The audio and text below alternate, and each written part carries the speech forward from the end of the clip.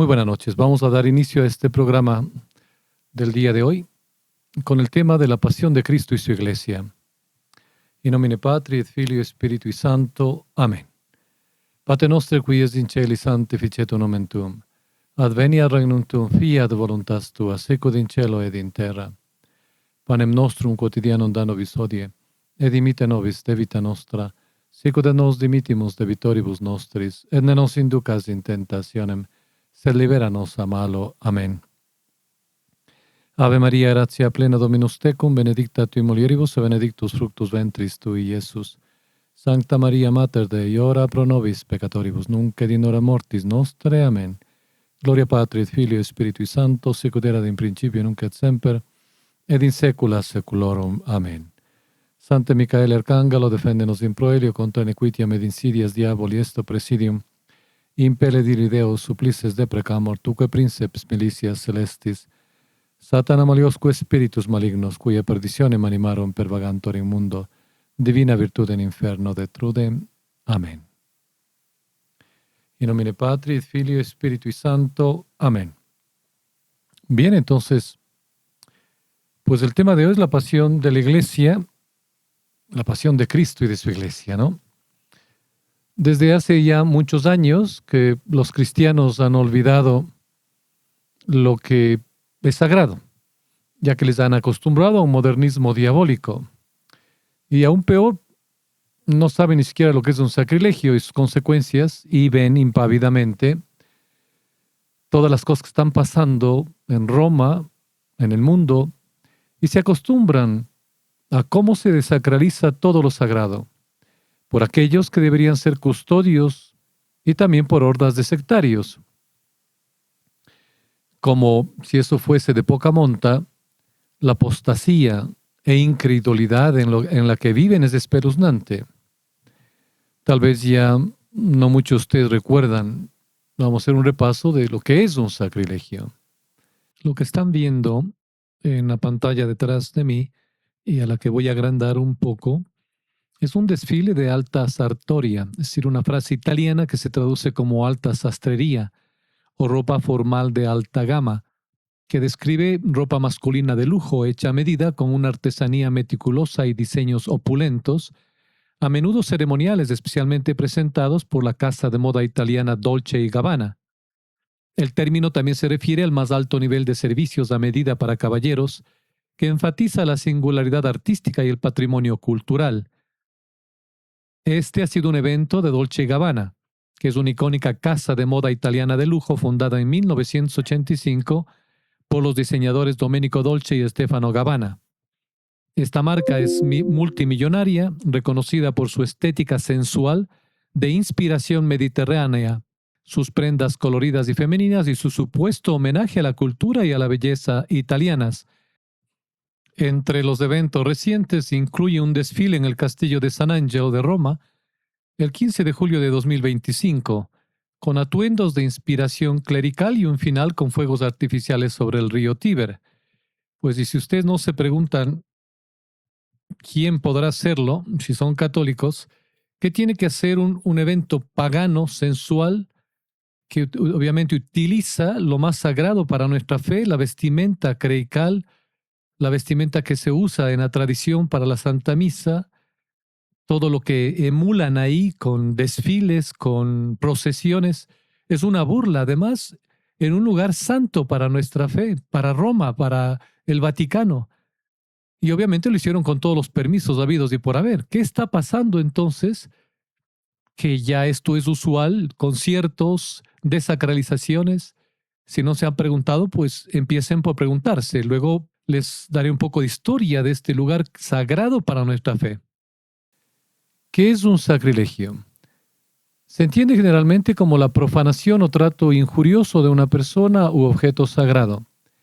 Y esto está ligado a una apostasía mayoritariamente jerárquica y generalizada a nivel de la humanidad. Para recordar, hay tres tipos de sacrilegios: contra las personas o lugares o cosas sagradas, sacrilegio contra una persona sagrada, que significa comportarse de una manera tan irreverente con una persona sagrada, ya sea por el daño físico infligido o por la deshonra acarreada, ya que viola el honor de dicha persona. También tenemos lo que es un sacrilegio local, la violación de un lugar sagrado, iglesia, cementerio, oratorio privado, etc. Esa violación puede ser por robo, comisión de un delito dentro de un lugar sagrado, usar una iglesia como establo mercado o como sala de banquetes o como corte judicial para dirimir en ellas cuestiones meramente seculares. Hay un sacrilegio real también, que es la injuria hacia cualquier objeto sagrado que no sea un lugar ni una persona. Asimismo, se considera sacrilegio real la vejación de imágenes sagradas o reliquias, el uso de las sagradas escrituras y objetos litúrgicos para fines no sacramentales, y también la apropiación indebida o el desvío para otros fines de bienes y propiedades, ya sean muebles o inmuebles, destinados a servir a la manutención del clero o el ornamento de la iglesia. Lo que están viendo detrás de mí en pantalla es realmente un sacrilegio que ocurrió no hace mucho en un lugar santo, en el Vaticano. Según el Catecismo de la Iglesia Católica y el derecho canónico actual, la apostasía es el rechazo total y voluntario de la fe cristiana, un acto grave que implica el abandono de la profesión de fe y se castiga con la excomunión late sentencia, es decir, automática, por el propio hecho de cometerse. Por ejemplo, si una persona religiosa no cree en el dogma del infierno, pues ya no es católico, está excomulgado. Este rechazo se clasifica entre los pecados que atentan contra la unidad de la Iglesia y la ley de Dios, y es considerado un peligro serio de condenación eterna. Bueno, ¿y por qué manifestamos esto hoy en este programa? ¿Qué tiene que ver con lo que está pasando en el mundo de la Iglesia? La Iglesia, como debe ser semejante en todo a nuestro Señor, sufrirá antes del fin del mundo una prueba suprema, que será una verdadera pasión. Los detalles de esta pasión en la cual la Iglesia manifestará toda la inmensidad de su amor por su divino esposo son los que se encuentran consignados en los escritos inspirados del Antiguo Testamento y del Nuevo. No tengo intención esta noche ni nunca de espantar a nadie al abordar semejante tema. Diría mejor que me parece desgranar juntamente con las grandes enseñanzas de la Iglesia grandes consuelos. Ciertamente es un espectáculo triste ver cómo en la Iglesia una gran parte de su jerarquía y sacerdotes, sabiéndolo o no, queriéndolo o no, están contribuyendo a la inmensa desacralización, a tremendas herejías y apostasía. Por otra parte, la humanidad, seducida y enloquecida por el espíritu del mal, trata de ahogar y de aniquilar a la Iglesia, su madre y su tutora divinas. Pero de este espectáculo sale una luz que nos muestra toda la historia en su verdadera luz. El hombre se agita sobre la tierra, pero es conducido por fuerzas que no son de la tierra. En la superficie de la historia, aquellos que tienen los ojos elevados al cielo captan, por la gracia de Dios, el fin de los tiempos. Por la superficie, la fe nos hace seguir el gran antagonismo entre Satán y nuestro Señor. Ella nos hace asistir a las astucias y a las violencias de que se vale el espíritu inmundo para entrar en la casa de la que Jesucristo lo expulsó. Al fin ha entrado en ella y está por eliminar de ella a nuestro Señor y todo lo que es sagrado. Entonces se rasgarán los velos, lo sobrenatural se manifestará por todas partes, no habrá ya política propiamente dicha, sino que se desarrollará un drama exclusivamente religioso que abarcará a todo el universo. Nosotros mismos tenemos que sacar abundantes frutos de la consideración de estos acontecimientos extraños y terribles. Después de haber hablado de ellos, nuestro Señor dijo a sus discípulos: velad, pues orando en todo tiempo a fin de merecer el evitar todos estos males venideros. Manteneros en pie ante el Hijo del Hombre. Así pues, el anuncio de estos acontecimientos es un solemne aviso al mundo. Velad y orad para no caer en la tentación, ya que no sabéis cuándo sucederán estas cosas. Velad y orad para que no os tomen por sorpresa, Sabéis que desde ahora la seducción opera en las almas, que el misterio de iniquidad realiza su obra, que la fe es reputada como un oprobio. Velad y orad para conservar la fe. Llegó la hora de la noche, la hora del poder de las tinieblas. Velad para que vuestra lámpara no se apague. Orad para que el torpor y el sueño no os venzan. Pero diríamos también nosotros, más bien levantad vuestras cabezas al cielo, porque la hora de la redención se acerca, porque las primeras luces del alba clarean ya las tinieblas de la noche. Primero un poco de historia. El puente de los ángeles, la pasión de Cristo y de su iglesia. Caminando por el río Tíber en Roma, nos encontramos con una vista asombrosa. Un grupo de ángeles se alinea a ambos lados del puente que une el centro de la ciudad con el Vaticano. Al final, se alza una gigantesca ruina de ladrillos y piedras, y en lo alto aparece el arcángel Miguel con sus alas desplegadas contra el cielo azul. El puente de los ángeles, o Ponte Sant'Angelo en italiano, es uno de los puentes antiguos más bellos que se conservan en Roma. Fue construido por el emperador Adriano alrededor del año 135 después de Cristo, para unir la orilla izquierda del Tíber con el castillo de San Angelo, anteriormente conocido como el Mausoleo de Adriano. Los ángeles del Ponte San Angelo fueron diseñados para servir de guía espiritual para los peregrinos en su viaje hacia la Basílica de San Pedro. A finales del siglo VI, una terrible plaga azotó la ciudad de Roma. Con miles de personas enfermas y las calles abarrotadas de cadáveres, el Papa Gregorio Magno encabezó una procesión por la ciudad, rezando a Dios para que perdonara la vida de los que aún vivían. Al contemplar el antiguo mausoleo del emperador Adriano, el Papa Gregorio tuvo la visión de un ángel que brillaba intensamente sobre las ruinas y empuñaba una espada. Mientras el Papa observaba, el ángel bajó la espada y la devolvió a su vaina. El significado era claro. La plaga había terminado.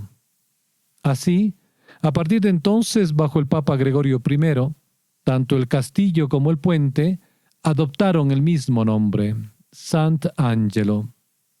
Lo que más me atrae de este lugar es el singular Vía Crucis, con hermosas esculturas de 10 ángeles en movimiento, hechas de mármol blanco, cada una simbolizando una parte de la pasión y muerte de nuestro Señor Jesucristo.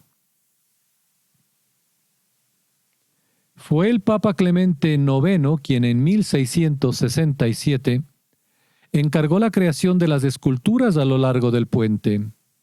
Esta fue una de las ideas más perspicaces de Gian Lorenzo Bernini: crear un Vía Crucis donde los ángeles ofrecieran simbólicamente los instrumentos de la pasión de Cristo, para que quienes cruzaran el puente camino a la Basílica de San Pedro pudieran contemplarlos y así animarse a arrepentirse y prepararse para el sacramento de la confesión.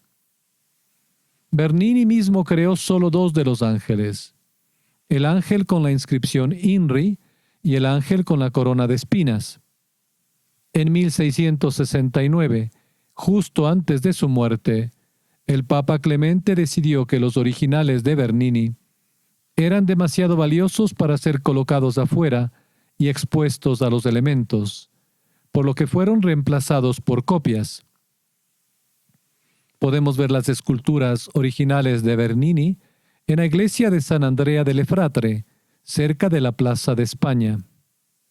Finalmente, las ideas de Bernini fueron realizadas por otros escultores que trabajaron estrechamente con él.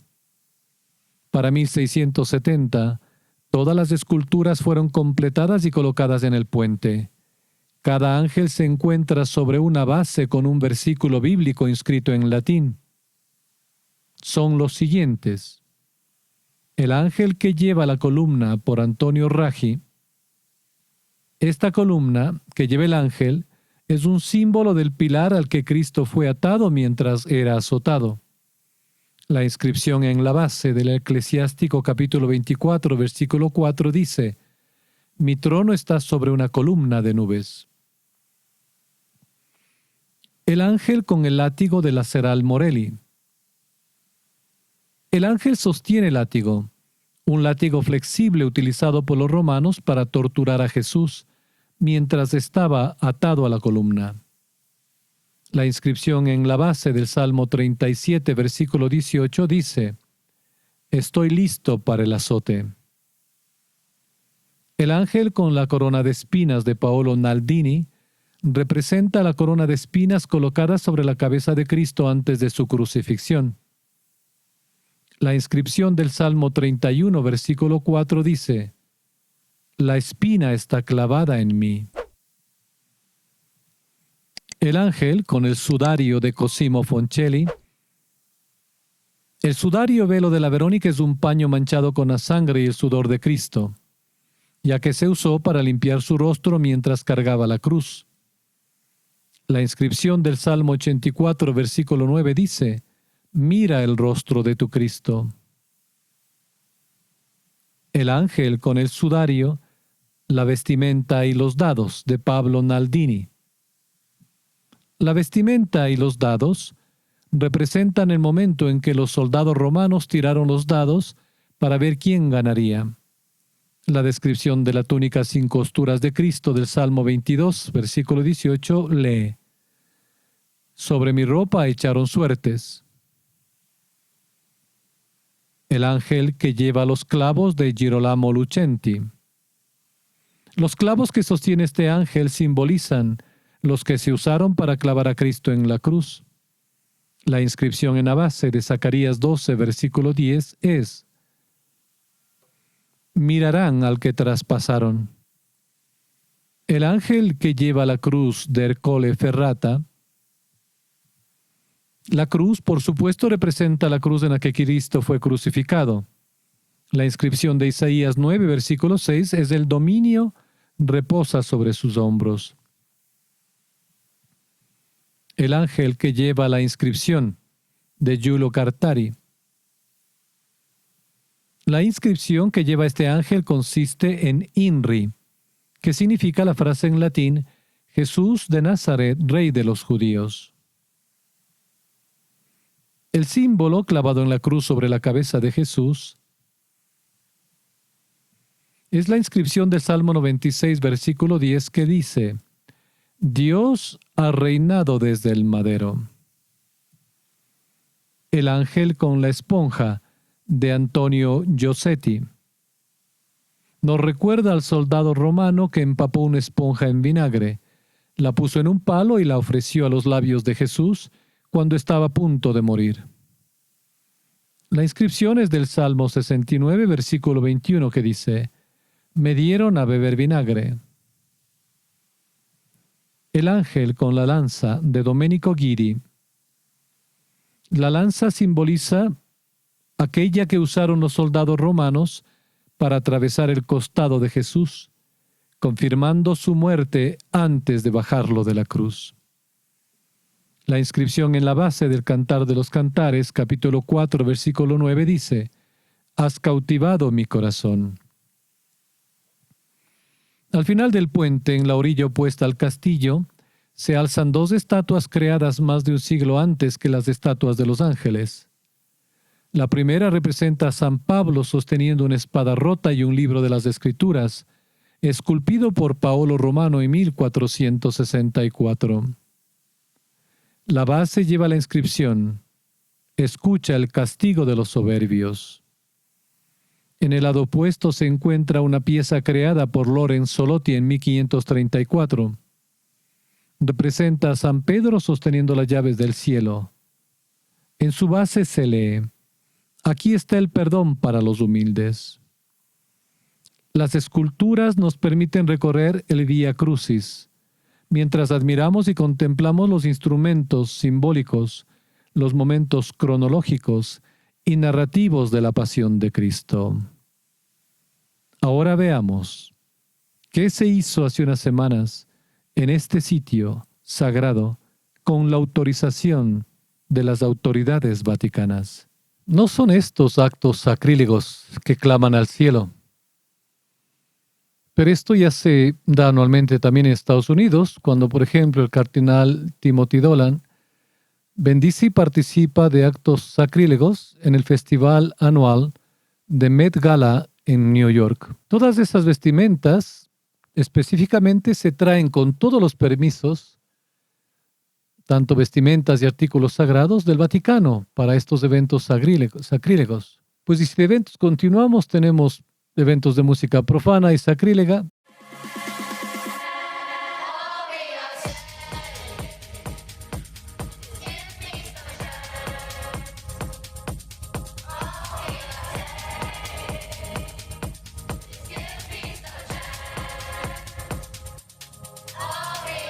Funerales en catedrales de personas del mismo sexo, cardenales en actos masónicos, el sacrilegio en la Puerta Santa de hace unos días, el concierto pagano en el Vaticano sobre la fraternidad. ¿No son acaso estos pocos ejemplos una traición a Cristo y a su Iglesia y una apostasía? Nuestro Señor dijo: cuando viniere el Hijo del Hombre, ¿os parece que hallará fe sobre la tierra? El Divino Maestro veía declinar la fe en el mundo llegado a su vejez. No es que los vientos del siglo puedan hacer vacilar esa llama inextinguible, sino que las sociedades y una gran parte en la Iglesia, otros Judas, ebrias por el poder, el dinero, la componenda, la rechazan a la Iglesia como inoportuna. Volviendo las espaldas a la única fe, el mundo y la falsa Iglesia va camino de las tinieblas y se convierte en juguete de las ilusiones de la mentira. Esta falsa iglesia considera como luces a eventos de fraternidad engañosos. Sería capaz de considerar como las primeras luces del día los brillos rojos del infierno. ¿Qué significo al decir anti-iglesia? Sobre la base de que la iglesia puede corromperse, y de hecho se ha corrompido en estos últimos años, como lo mencionaba Castellani, es una tesis muy delicada y debe entenderse con cautela en atención a la indefectibilidad que Cristo prometió a su iglesia. Ella, según varios padres de la iglesia, es el catejón, que debe ser quitado de en medio. Así, por ejemplo, opina San Justino, el primer comentador del Apocalipsis, según el cual eclesia de medio fiat, la iglesia será sacada de en medio. La interpretación es un tanto atrevida. Es claro que no se la puede entender como si se tratase de una extinción de la misma iglesia, sino de una grave decadencia de la misma. Su estructura temporal será arrasada, fornicará con los reyes de la tierra. Al menos una parte ostensible de ella, y la abominación de la desolación puede resultar una tradición habitual entre los peregrinos, pero en esta ocasión este gesto no tiene precedentes. Un pequeño paso para los cristianos y un gran paso para la Iglesia.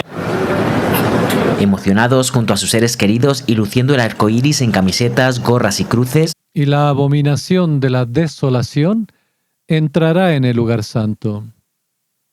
Cuando veáis, nos dice el Señor, la desolación abominable entrar donde no debe, entonces ya es. También San Victorino aplicó el catejón a la iglesia. La iglesia será quitada, dice, pero en el sentido de que volvería a la oscuridad, a las catacumbas, perdiendo todo influjo en el orden social. De esto Castellani afirma que la iglesia se dice en tres sentidos. Hay la iglesia que es el proyecto de Dios y el ideal del hombre, y está comenzada en el cielo, la esposa, a la cual San Pablo llama sin mancha. Esta es la una. Hay la iglesia terrenal, donde están el trigo y la cizaña mezclados para siempre, pero se puede llamar santa por su unión con la de arriba, por la gracia, que sería la 2. Y hay la tercera, que es la iglesia que ve el mundo, el Vaticano, que trata con el mundo, que está quizá más unida con el mundo que otra cosa y que desacredita al todo. Al renegar de Jesucristo, la antiiglesia, y abierto las puertas a la abominación de la desolación, es preciso que caiga en las garras de Satanás, y a quien tan justamente se llama príncipe de las tinieblas. No puede permanecer neutral, no puede crearse una independencia. Su apostasía lo pone directamente bajo el poder del diablo y de sus satélites. El docto Estio, al estudiar el texto del apóstol San Pablo, dice que esta apostasía comenzó con Lutero y con Calvino, que es el punto de partida. Desde entonces ha recorrido un camino espantoso. Hoy, esta apostasía tiende a consumarse. Toma el nombre de revolución, fraternidad, sinodalidad, que es la insurrección del hombre contra Dios y su Cristo. Tiene por fórmula el laicismo, el ecumenismo sin Dios, que es en sí la eliminación de Dios y de su Cristo. ¿Qué debemos hacer? Más allá de tales señales en la tierra y en el cielo, Cristo nos dio 3 signos troncales de la inminencia de su segundo advenimiento: la predicación del Evangelio en todo el mundo, el término del vasallaje de Jerusalén en manos de los gentiles y un período de guerras y rumores de guerras. Los 3 signos parecen haberse cumplido. El Evangelio ha sido traducido ya a todas las lenguas del mundo y los misioneros han recorrido los 5 continentes. Jerusalén, que desde su ruina en el año 70 ha estado sucesivamente bajo el poder de los romanos, persas, árabes, egipcios y turcos, ha vuelto a manos de los judíos con la consiguiente implantación del Estado de Israel. Y en lo que toca a las guerras, nunca existió antes en el mundo una situación semejante a lo que estamos viviendo en estas últimas décadas, en que la guerra, según dijo el Papa Benedicto XV, parece establecida como institución permanente de toda la humanidad. Estos síntomas no son aún el fin, pero están preludiando el fin que será el reinado universal del Anticristo, quien perseguirá todo el que crea de veras en Dios hasta que finalmente sea vencido por Cristo. Por lo tanto, es de vital importancia que los fieles reconozcan que un catolicismo basado únicamente en la autocomplacencia, en recibir información como esponjas de todos los canales a los que están suscritos, de pasarla de retiro en retiro y en calentar los sillones, no es de quien se considere realmente católico. Esas actitudes deben desaparecer. Debemos comprender e interiorizar la verdad. Debemos tener una intimidad divina. Dios nos ha creado para una época como esta. Cada uno de nosotros está destinado a resistir y luchar ahora. El único catolicismo verdadero que resistirá y cambiará el rumbo de la revolución es un catolicismo diario, sanguíneo y visceral, impregnado de tradición y firmemente arraigado en la majestad de Cristo. No la versión posconciliar, emotiva y laxa de la fe católica, donde todo vale.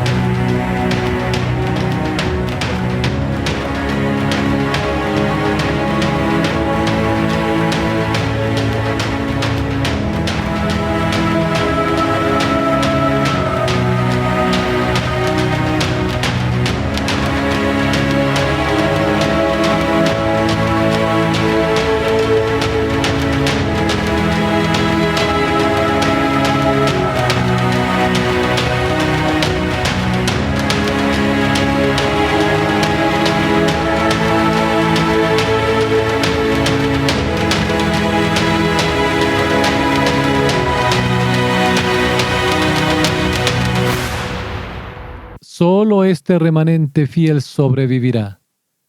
Pero más de esto lo hablaremos en el próximo programa, donde nos prepararemos para ir al desierto. Demos gracias a Dios.